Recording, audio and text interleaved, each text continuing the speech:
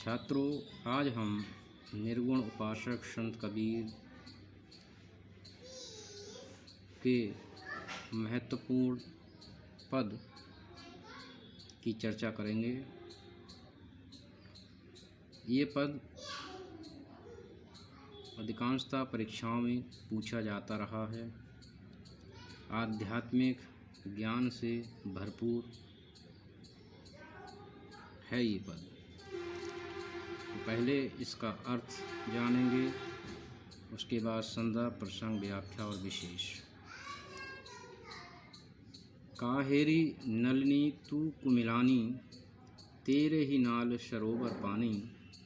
जल में उत्पत्ति जल में बास, जल में नलिनी तोर निवास।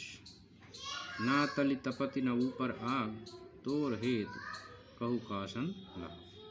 कहें कबीर जी उदित समान, ते नहीं मुए हमारे जान।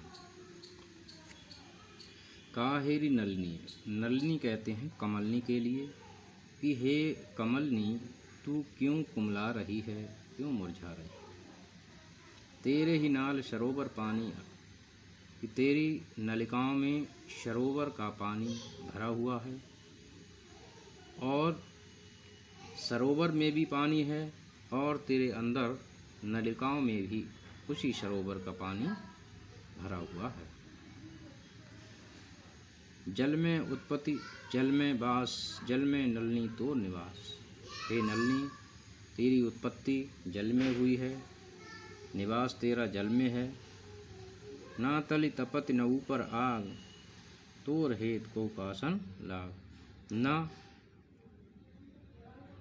तलि, तलि कहते हैं तल में, तपति माने तपती है, न ऊपर आग और ना ही ऊपर आग है। अर्थात किसी भी प्रकार से न भौतिक न सांसारिक कष्ट है। तोर हेत को कासन लाग, लेकिन तेरा हित अर्थात तेरा प्रेम किससे हो गया है। कहें कबीर जी उदित समान, ते नहीं मुए हमारे जान। कबीर साहब कहते हैं कि जो उदित, उदित कहते हैं जल के समान हो जाते हैं, वे कभी मरते नहीं हैं।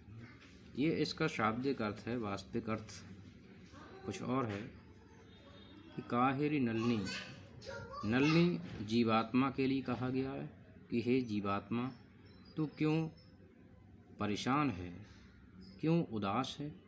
तेरे ही नाल सरोवर पानी, अर्थात तेरे हृदय के अंदर, तेरे शरीर के अंदर नाल सरोवर पानी, सरोवर कहते हैं ब्रह्म के लिए, उसी का अंश विद्यमान है। जल में उत्पत्ति जल में वास, जल में नलिनी तोर निवास। हे जीवात्मा, तेरी उत्पत्ति, तेरा विकास, तेरा निवास सब कुछ उस परमेश्वर के अधीन है जो परम ब्रह्म है। ना तलि तपत न ऊपर आग, तोर हेत को कासन लाग। और उसकी दया दृष्टि होने पर न तुझे कोई भौतिक कष्ट होगा, न कोई सांसारिक कष्ट होगा। उसके बाद भी तेरा हित किससे लग गया है, अर्थात तेरा प्रेम कहीं सांसारिकता से तो नहीं हो गया, कहीं लौकिकता में, कहीं विषय वासनाओं में तो तू नहीं आसक्त हो गई। कहें कबीर जी उदित समान, ते नहीं मुए हमारे जान। संत कबीर कहते हैं कि जे उदित के समान हो जाते हैं। उदित कहते हैं जल, जल का मतलब यहाँ ब्रह्म से है, अर्थात जो ब्रह्म से निश्रित हैं उनमें ब्रह्म के गुण होते हैं और जो ब्रह्म के समान होते हैं, ते नहीं मुए हमारे जान, अर्थात वे कभी मरते नहीं हैं, अर्थात वे अमर हो जाते हैं। इसका मतलब उन्हें मोक्ष प्राप्त हो जाता है।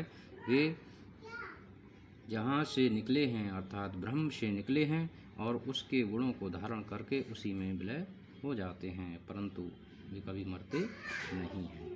अब इसका हम संदर्भ देखेंगे, फिर प्रसंग, व्याख्या और विशेष। संदर्भ: प्रस्तुत पद हमारी निर्धारित पाठ्य पुस्तक प्राचीन एवं मध्यकालीन काव्य के, भक्तिकाल के, संत काव्य धारा के प्रतिनिधि रहस्यवादी कवि संत कबीर की वाणियों का संग्रह कबीर ग्रंथावली से अवतरित है। नंबर 2, प्रसंग: आत्मा परमात्मा का शाश्वत संबंध होता है। आत्मा परमात्मा से ही निश्रित होती है। परमात्मा परमानंद स्वरूप है, आत्मा भी उसके गुणों से युक्त होती है, परंतु संसार में आकर आत्मा माया के वशीभूत हो जाती है। वह अपने मूल स्वरूप को भुला देती है। शरीर धारण कर संसार में आसक्त के कारण दुख उठाती है। व्याख्या। संत कबीर कमलनी रूपी जीवात्मा से कहते हैं कि हे कमलनी, तू क्यों मुरझा रही है? तेरा तो परमात्मा से शाश्वत संबंध है। हे कमलनी रूपी जीवात्मा, सरोवर रूपी परमात्मा तेरे अंतर्वाह विद्यमान है। तेरी उत्पत्ति और विकास सब उसी के अधीन है। तेरी उत्पत्ति हरि रूपी जल से हुई है और अंत में उसी में विलीन हो जाना है।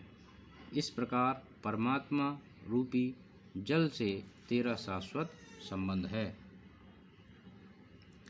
फिर तेरी उदासी का कारण क्या है? तू क्यों सूख रही है?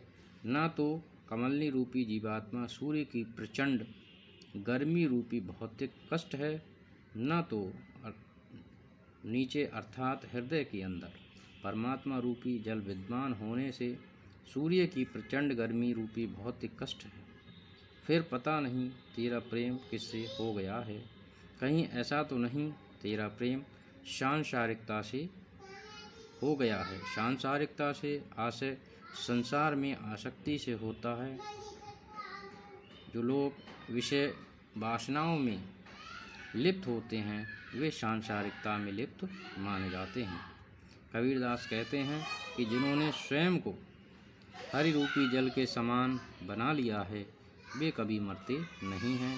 वे आवागमन के बंधनों से मुक्त होकर मोक्ष को प्राप्त करते हैं। इसका आशय ये है कि जीवात्मा परमात्मा का ही अंश है और जीवात्मा में परमात्मा के गुण होते हैं, और जब जीवात्मा परमात्मा का ध्यान करती है, उसका सानिध्य उसे प्राप्त होता है तो उसे मोक्ष प्राप्त होता है, और मोक्ष जब प्राप्त होता है तो संसार में जीवन मरण के चक्र से उसे मुक्ति मिल जाती है।